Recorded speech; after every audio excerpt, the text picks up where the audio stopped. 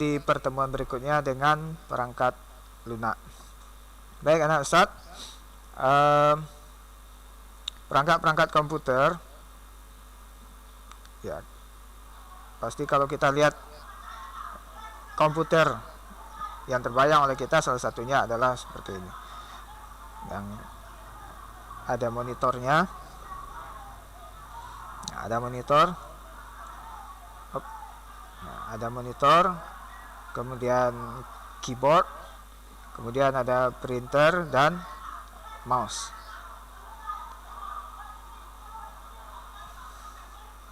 Nah, di yang ini loudspeaker, dan juga yang ini sebenarnya disebut dengan nama casing. Akan tetapi banyak yang salah sebut, mengira ini adalah CPU atau Central Processing Unit. Padahal ini namanya casing atau kotak dari peralatan atau perangkat keras komputer. Nah, kita lihat sistem komputer itu, sebuah komputer yang lengkap itu terdiri atas 3 ya. Ada perangkat keras atau hardware, ada perangkat lunak atau software, dan ada perangkat brainware. Nah, perangkat ini saling terhubung, ketiga bagian ini saling terhubung, di mana brainware itu berinteraksi dengan hardware dan hardware itu berinteraksi dengan software.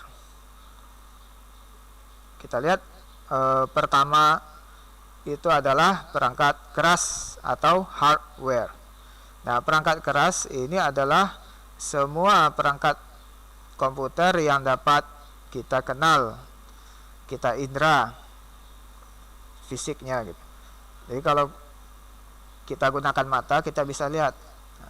Tapi kalau perangkat kerasnya tidak bisa dilihat, berarti bukan perangkat keras. Mungkin itu jin mungkin, sehingga nggak bisa kita lihat. Nah, perangkat keras ini juga disebut mesin. Jadi bagian komputer mesin itu disebut dengan nama perangkat keras. Nah, perangkat keras itu terdiri atas 5 kelompok, 5 bagian ya. Ada perangkat input, processing, storage, output, dan support. Storage, output, dan support ini sudah Ustaz jelaskan pada pertemuan sebelum mid semester kemarin kalau tidak salah. Nah, sementara input dan processing yang akan kita bahas pada pertemuan kali ini. Oke, kalau kita lihat perangkat keras itu, perangkat keras komputer, pasti sebagian besar dari perangkat ini kita sudah mengenalnya, sudah menggunakannya. Kalaupun tidak punya, minimal di rental atau di warnet kita juga sudah pakai. Ada mouse di sini, ada printer, ada loudspeaker, ada keyboard, ada monitor, dan ada casing atau kotak atau box, tempat meletakkan perangkat keras komputer yang lainnya. Nanti kita lihat apa saja isi dari sebuah casing. Oke, yang pertama dari perangkat input komputer itu adalah dari perangkat keras komputer adalah input device. Nah, perangkat input device adalah semua perangkat komputer yang berfungsi memasukkan perintah atau data dari luar ke dalam komputer, dari luar komputer ke dalam komputer. Jadi misalnya antum ingin mengambil gambar, mengambil foto, kita akan gunakan kamera.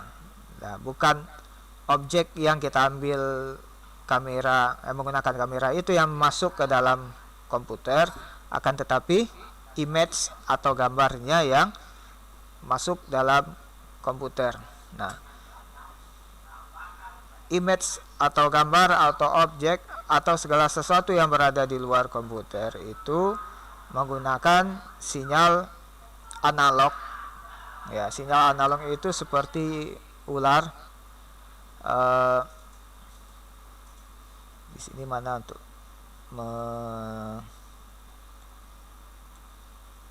oke. Nah, seperti ular seperti ini, melengkung ya. Gelombangnya gelombang ada gunung dan ada lembah. Nah, sementara sinyal digital atau data dalam komputer itu dia dalam bentuk sinyal peta. Kalau dia petanya di atas itu berarti sinyal atau simbol dari angka 1. Kalau di bawah berarti 0. Jadi di dalam komputer itu, data di dalam komputer itu berupa kode-kode 1010 atau dalam bentuk angka heksadesimal. Nah, beberapa perangkat input itu ada beberapa jenis ya. Dia bisa inputkan tulisan, kemudian input titik, kemudian gambar dan video, dan perangkat suara, serta kita bisa gunakan beberapa perangkat input lain sesuai dengan kebutuhan dari komputer yang kita pakai. Nah, kita lihat yang pertama itu perangkat untuk memasukkan perintah atau data berupa tulisan yang kita kenal dengan nama keyboard. Nah, ini namanya keyboard. Kalau di laptop mungkin tidak sepanjang ini karena laptop atau notebook atau netbook mungkin ukuran layarnya terbatas.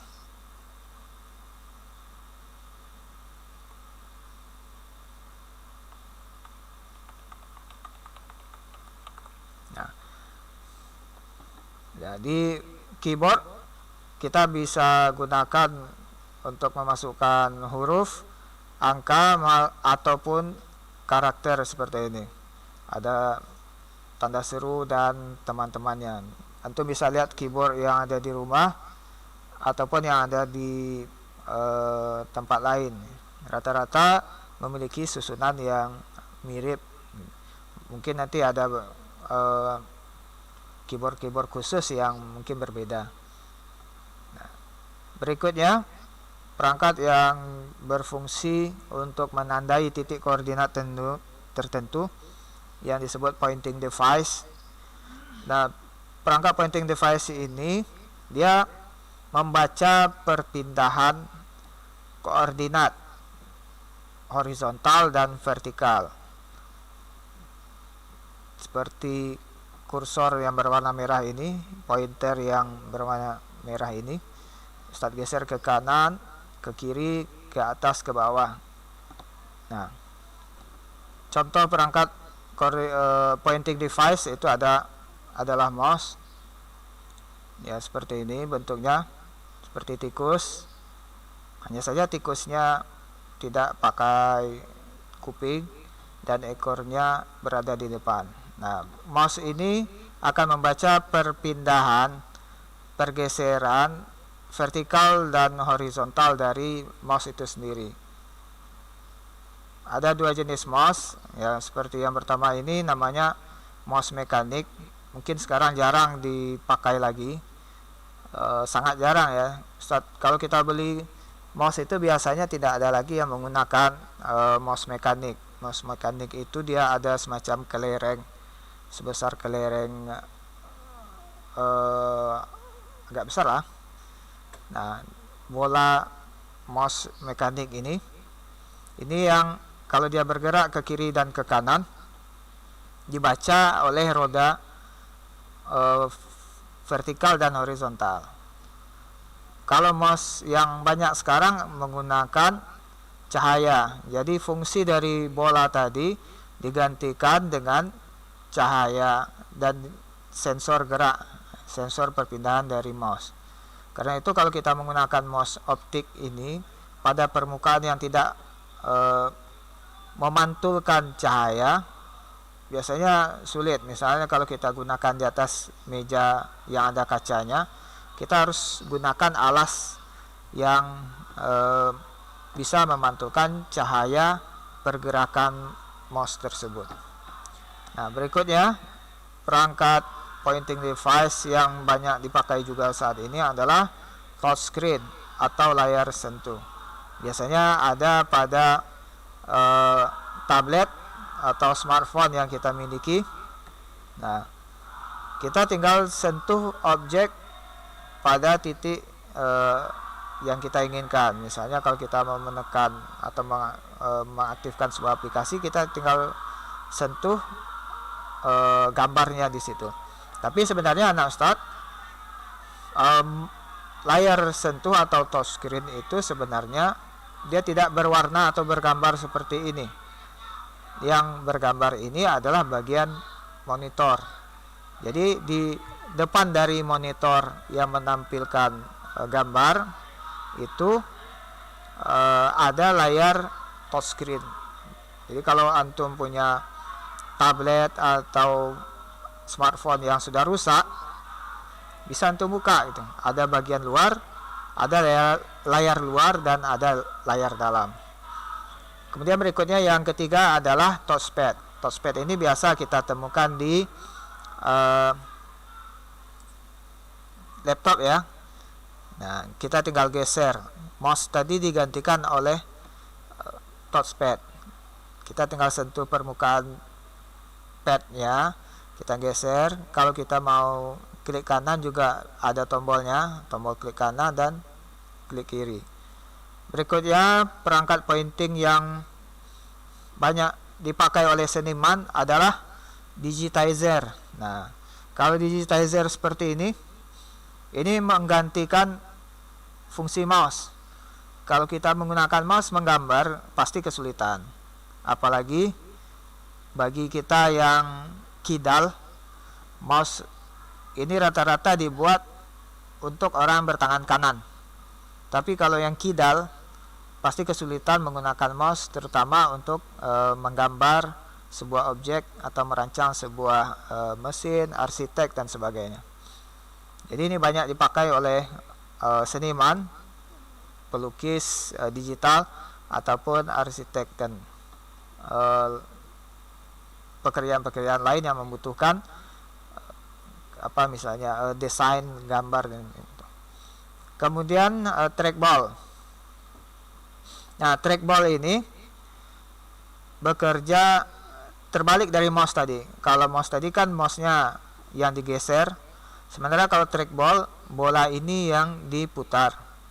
Dan trackball ini banyak dipakai oleh engineer atau insinyur untuk kegiatan menggambar atau dan kegiatan lain, karena dia lebih presisi. Kalau kita menggerakkan mouse, kita nggak bisa presisi ya. Presisi itu ketepatan perpindahan itu lebih halus. Nah, kalau menggunakan trackball bisa. Baik, perangkat input yang ketiga adalah perangkat yang dipakai untuk memasukkan image dan video ke dalam komputer. Ada dua jenis perangkatnya. Yang pertama itu kita sebut dengan kamera. Pasti kita sudah tahu dengan kamera. Nah, kalau kamera dia menangkap cahaya warna yang dipantulkan dari sebuah objek. Kalau tidak ada cahaya, berarti yang ditangkap oleh kamera adalah warna gelap. Nah, kemudian bagian sensor kamera itu akan merubah sinyal warna tadi menjadi data digital. Nah, di sini ada beberapa contoh kamera ya. Ada kamera webcam, biasanya pada laptop. Kemudian ada kamera digital, ada compact, ada DSLR, Kemudian ada kamera video seperti ini. Ini juga kamera video biasa dipakai oleh wartawan televisi. Ini adalah webcam atau kamera tambahan. Biasanya kalau komputer kita tidak ada kamera, kita gunakan webcam. Dan ini biasa action cam ya, atau orang sering menyebut GoPro.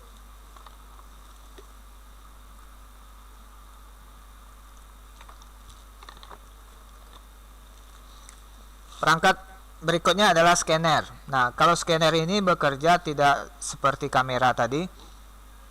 Kalau kamera dia menangkap langsung semua objek yang ada di hadapan lensanya. Tapi kalau scanner dia akan membaca perlahan. Nah, misalnya objeknya itu kita letakkan pada permukaan scanner. Sensor dari scanner itu yang seperti ini, dia akan bergerak turun naik ya secara vertikal. Dia akan bergerak membaca satu garis objek atau tulisan atau gambar. Nah, dibaca lagi, dia pindah lagi, baca lagi sampai keseluruhan objek itu terekam oleh komputer. Nah, ada dua jenis scanner. Yang pertama itu scanner flatbed. Ini dia. Kalau pada flatbed, objeknya yang diam atau tetap, sementara sensornya yang bergerak dari atas ke bawah. Jenis yang kedua dari scanner adalah dokumen feeder. Pada dokumen feeder, sensornya tetap di dalam sini. Kemudian nanti objek berupa surat atau kertas itu yang bergerak, seperti kita menggunakan printer ya. Pada printer kan kertas yang bergerak, kemudian dia disemprot dengan titik-titik tinta. Begitu juga dengan scanner berjenis feeder. Setiap permukaan kertas yang masuk, yang bergerak di atas sensor itu yang direkam sampai keseluruhan kertas atau tulisan yang ada pada kertas tersebut dipindahkan atau dimasukkan ke dalam komputer. Berikutnya, perangkat untuk memasukkan suara ke dalam komputer adalah mikrofon dengan berbagai model jenis yang bisa kita temukan saat ini. Yang berikutnya adalah code scanner, memasukkan data-data berupa kode-kode yang biasa kita temukan kalau di minimarket atau di supermarket. Kita temukan belanjaan barang itu sudah menggunakan barcode. Nah, nanti ketika kode tersebut dibaca oleh code scanner, dicocokkan dengan data yang ada di dalam komputer sehingga muncul harga barang yang kita beli tersebut. Yang bentuk scanner berikutnya adalah QR code. Nah, ini sudah banyak juga dipakai sekarang. Bahkan kalau kita menggunakan web WhatsApp, biasanya untuk menghubungkan antara komputer WA WhatsApp di komputer dengan yang di smartphone kita, ditampilkan code scanner ini. Berikutnya AirFit. Nah, AirFit ini kemarin banyak yang salah mengira ya, mengira AirFit ini adalah bagian dari perangkat pemrosesan. Padahal sebenarnya AirFit ini adalah perangkat input. Nah, AirFit ini merupakan perangkat input yang menggunakan frekuensi radio. Karena itu disebut radio frequency identification. Nah, pada perangkat AirFit ini ya, dia terdapat satu chip kecil dengan antena. Nah, chip ini akan memancarkan sinyal radio, ditangkap oleh readernya atau pembacanya. Contohnya di pemanfaatan di Indonesia adalah pada eKTP. Ya, di eKTP itu di bagian dalam KTP tersebut ada chip AirFit. Nanti bisa antum lihat KTP orang tuanya ya. Tapi jangan dipotong, nanti kena marah. Karena data dari pemegang KTP tersebut itu disimpan di dalam chip AirFit. Nah, selain dari eKTP, kita juga akan bisa lihat mungkin bagi kita yang pernah menggunakan kartu seperti kartu Brizi, kalau di Bukit Tinggi sekarang masuk kebun binatang itu sudah menggunakan kartu Brizi.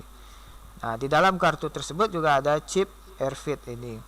Juga mungkin ada kartu seperti kartu belanja dari Bank Mandiri, dan juga kalau yang menggunakan tol juga sudah ada kartu tol sekarang. Jadi nggak perlu antrian lagi ketika membayar tol gitu.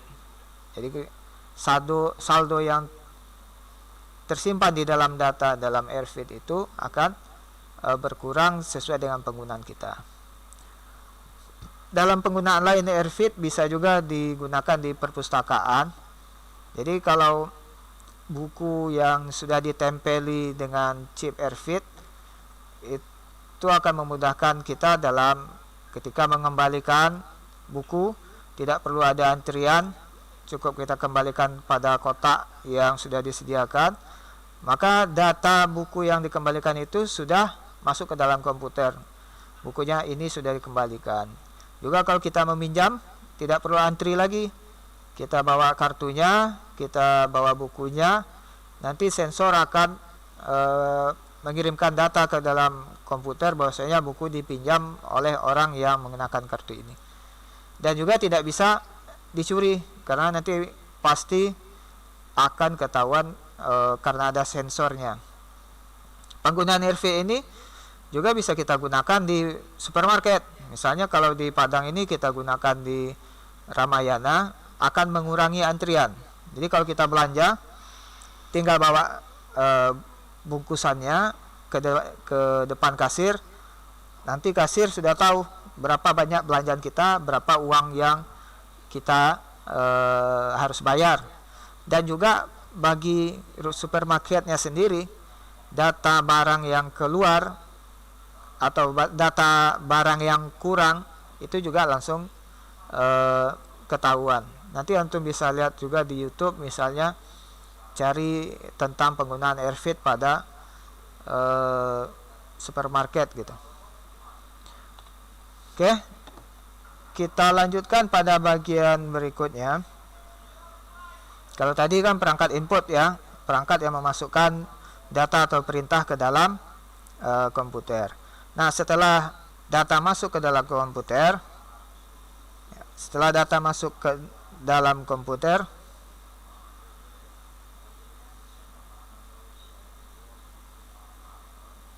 maka diolah oleh bagian pengolah data atau processing device. Nah, processing device itu ada 3 perangkat. Yang pertama disebut microprocessor, yang kedua disebut RAM, dan yang ketiga disebut motherboard.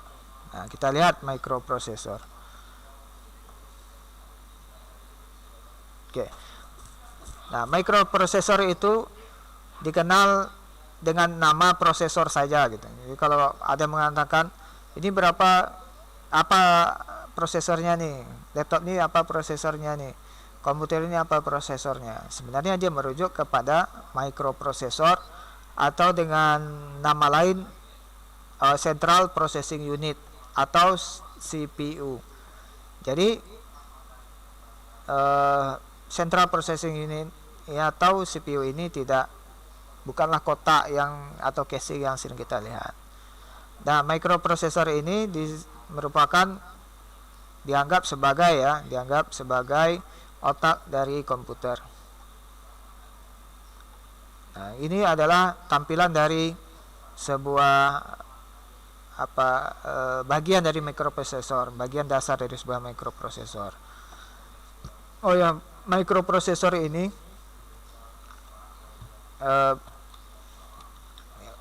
menunjukkan kemampuan dari sebuah komputer. Jadi kalau antum membeli komputer, pastikan mikroprosesornya sesuai dengan kebutuhan kita.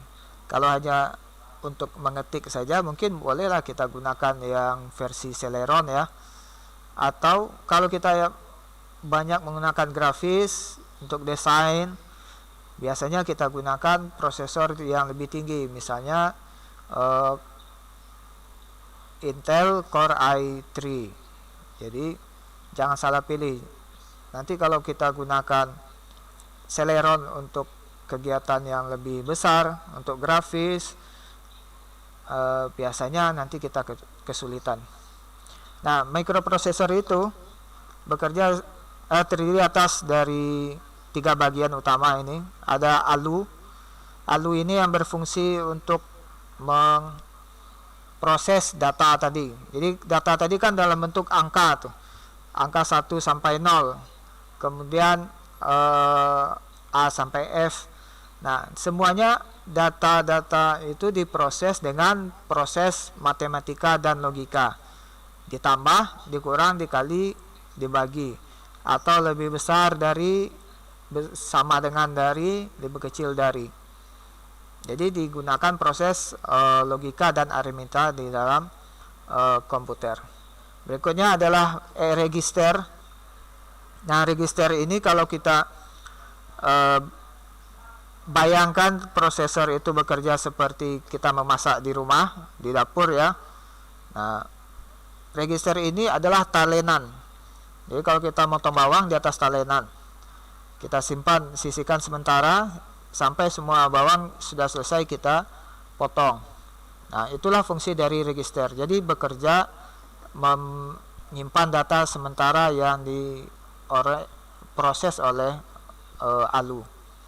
Kemudian control unit ini berfungsi mengatur data masuk dan data keluar dari mikroprosesor. Ini adalah tampilan salah satu mikroprosesor ya. Ini diperbesar sekitar 20 atau 30 kali lipat dari ukuran sebenarnya. Ini bagian dalam. Seperti kota Padang mungkin tidak sampai sempit ini gitu. Nah, ini adalah tampilan dari mikroprosesor. Ini diperbesar sekitar 6 atau 8 kali lipat dari ukuran sebenarnya. Gambar ini ada mikroprosesor keluaran Intel, yaitu Core i9. Ini salah satu yang terbaru. Kemudian ada prosesor keluaran AMD. Ini prosesor Ryzen 7. Kemudian yang di bawah ini adalah prosesor Helio dari MediaTek dan Snapdragon dari Qualcomm. Ini dipakai pada smartphone kita. Dan beberapa prosesor lain dibuat, ada yang dibuat oleh Sun. Ini dipakai biasanya untuk superkomputer gitu. Nah, berikutnya perangkat pemrosesan kedua adalah RAM atau Random Access Memory. Ya, mungkin antum ada yang pernah melihat RAM ya. Nah, RAM ini membantu pekerjaan prosesor. Kalau tadi register pada prosesor itu talenan, nah, RAM ini seperti mangkok bawang. Ya, bawangnya sudah dikupas, kita letakkan di mangkok di samping talenan yang kita miliki. Nah, satuan kapasitas dari RAM itu adalah byte. Ukuran RAM juga menentukan kualitas dari sebuah laptop atau PC desktop. Semakin besar ukuran dari byte-nya dari RAM itu pada sebuah komputer, maka kemampuannya juga lebih tinggi. Karena pekerjaan prosesor itu sangat terbantu dengan besar RAM yang kita miliki. RAM itu bersifat volatil, karena kalau komputernya mati, tidak ada daya listrik lagi, maka data yang disimpan di dalam RAM tersebut akan hilang. Jadi kalau mendadak antum sedang bekerja kemudian komputernya mati mendadak, maka data yang tersimpan di RAM itu akan hilang. Oke, yang ketiga dari perangkat pemrosesan adalah motherboard. Nah, motherboard ini kadang disebut juga dengan mainboard atau papan utama. Ya, berfungsi menghubungkan semua perangkat keras komputer. Tidak ada perangkat keras komputer yang tidak terhubung dengan mainboard. Oh, mouse misalnya, kita kan pakai kabel SATA. Ya, akan tetapi kita harus colokkan, bahasa sini colokkan ya. Kita harus pasangkan mouse tersebut ke motherboard. Nah, nanti kita lihat yang mana motherboard pada komputer. Oke, ya, pada motherboard ini sini ada tempat soket untuk memasang mikroprosesor.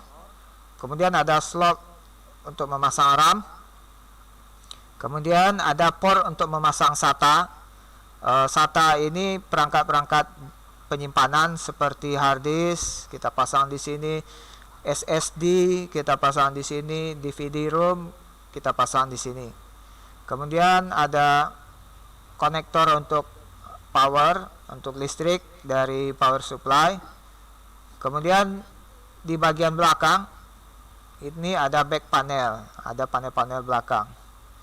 Ada konektor untuk floppy. Floppy ini disket ya. Tapi sekarang ini jarang dipakai. Sangat jarang sekali komputer menggunakan floppy disk atau disket.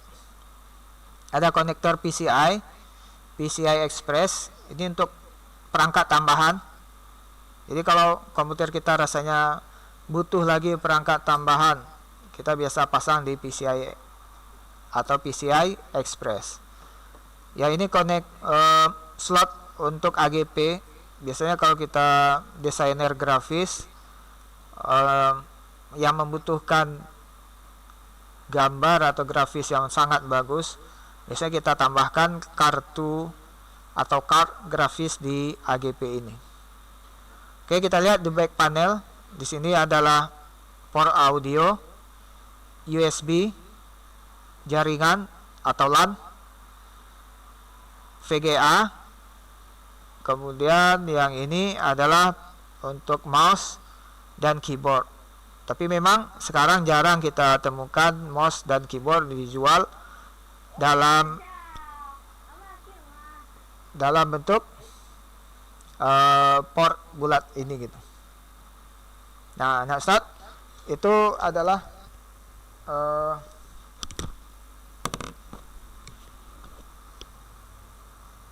ya materi kita tentang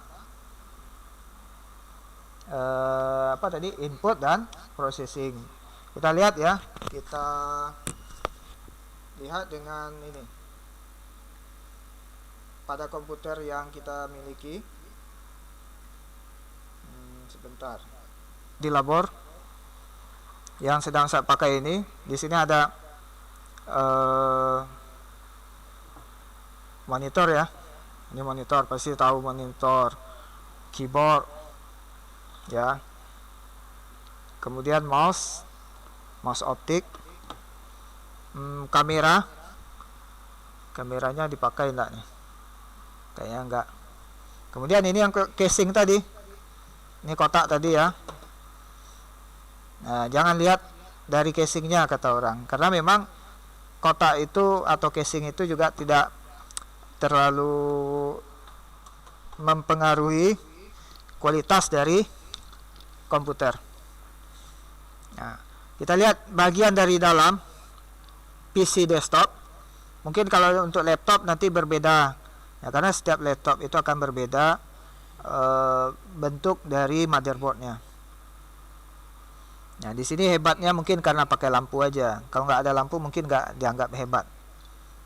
Oke, di dalamnya kita lihat ini motherboard.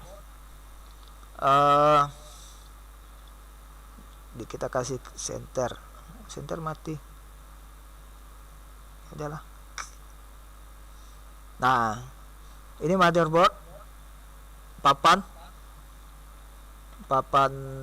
induk tadi dipasang di sini, prosesor di bawah ini, di bawah pendingin ini. Kemudian ini RAM atau memori. Di komputer ini ada dua, ada hard disk yang kecil ya, ukuran ini biasanya dipakai untuk laptop. Ini ada hard disk yang besar ya, ini dipakai di komputer. Dan juga di sini Ustaz menggunakan SSD. Nah, kenapa berantakan? Ya karena sebenarnya SSD itu tidak ada di dalam komputer ini. Jadi Ustaz beli dan Ustaz tambahkan di komputer ini SSD. Oke. Dan ini power supply yang memberikan tenaga listrik kepada semua perangkat yang ada di dalam komputer, dalam casing ini. Ini yang kabel SATA. Nih. Ini kabel SATA terkoneksi dengan port SATA sini. Nah, ini port SATA. Ini mereknya aja yang gaming, tapi di sini nggak ada tempat untuk SSD. Nah, bagian belakang pasti kita sudah umumnya udah tahu nih. Ini untuk keyboard, ada untuk mouse, port PS2 namanya. Kemudian port VGA. Ini terkoneksi ke monitor. Kemudian port USB. Ini sudah terpakai untuk mouse dan keyboard. Ada untuk WiFi, ada untuk kamera. Udah penuh lah. Ini LAN atau jaringan. Oke. Port audio. Kebetulan yang sedang terpasang di sini adalah untuk loudspeaker. Ini ada loudspeaker. Ustaz ada dua speakernya, yang kecil kayak gini dan yang lumayan lah ukurannya ya, tapi jarang dipakai. Oke, itu pengenalan kita dengan perangkat komputer, perangkat keras komputer. Insya Allah 2 pekan lagi kita akan masuk pada perangkat lunak dan brainware. Nah, kalau antum ada komputer di rumah atau PC desktop di rumah, antum bisa coba buka dan perhatikan apa saja yang ada di dalam PC-nya. Tapi jangan dibongkar ya, jangan ditanggal-tanggalin, karena nanti bisa kena marah. Mungkin besok kalau kita sudah di sini, Ustaz akan ajarkan cara membuka dan memasang sebuah komputer. Nah, kalau belum pernah, jangan coba-coba di rumah, nanti bisa dipecat antum dari rumah. Mungkin itu saja ya. Kita bertemu lagi di 2 pekan mendatang. Semoga yang belum hadir sekarang itu bisa hadir. Tolong diingatkan untuk hadir pada waktu yang sudah ditetapkan. Saya cukupkan.